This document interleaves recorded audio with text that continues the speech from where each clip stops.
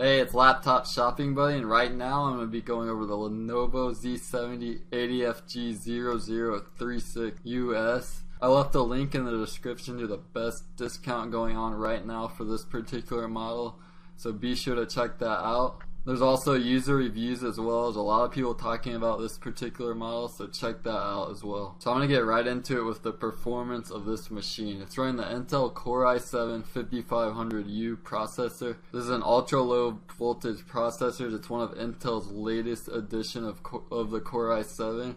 It's running the 5th generation Broadwell architecture, and it's a dual core processor with turbo boost up to 3.0 GHz. With a base clock speed of 2.4 GHz.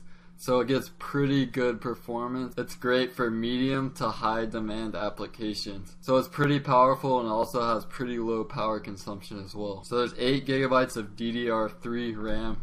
Great for multitasking. For most people, you won't be needing much more than 8 GB unless you're doing heavy video editing or running heavy graphics software. Other than that, 8 GB should be plenty for 90% of you. You can also expand the RAM up to 16 GB in the future if needed. For the GPU, it's running the NVIDIA GeForce GTX 840M. This is a mid-range GPU, and I'm going to jump over to some benchmarks so you can see exactly what you can expect in terms of performance. So as you can see, just by scrolling through the benchmarks quickly, most games are getting about low to medium settings smoothly.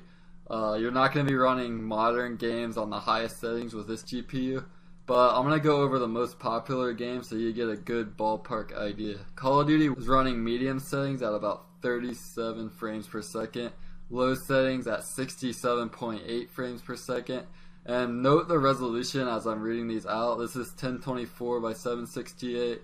This is 1366 by 768. So Shadow of Mordor is running 39 frames per second on low settings. FIFA 2015 is running at 47 frames per second on ultra settings with a 1080p resolution. 71 frames per second on high settings. Sims 4 medium settings at 59 frames per second, low settings at 110 frames per second. Titanfall, you'd expect about 54 frames per second on low settings with a low resolution. Call of Duty Ghost, 38 frames per second. Battlefield 4, 44 frames per second on medium. Dota 2, 78 frames per second on medium as well. So now you should have a good ballpark idea of what you can expect in terms of performance with this GPU. So for the hard drive, it's running a 1 TB 7200 RPM hard drive.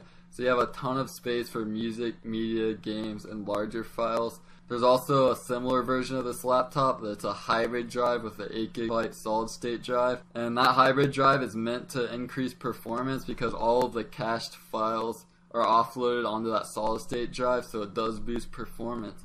I'll also link that up in the description so you can check out that version as well. So this laptop has that large 17.3 inch display. It's an anti-glare finish, so you could use it out in the daylight without worrying about distracting reflections.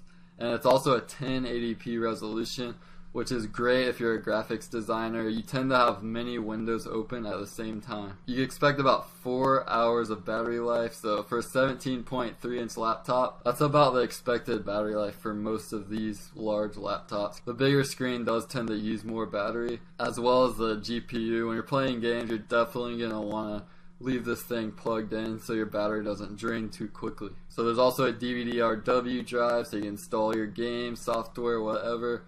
And there's also an HD webcam so you can enjoy that high quality video chatting. Other notes, this thing is 8.2 pounds, so portability is not its strong point. While you could carry it around occasionally, it might be a hassle to carry around on a daily basis. And the battery life's just not there for portability at 4 hours. But if you're using this as more of a desktop or at home and you want to enjoy that larger screen, it's just perfect for that.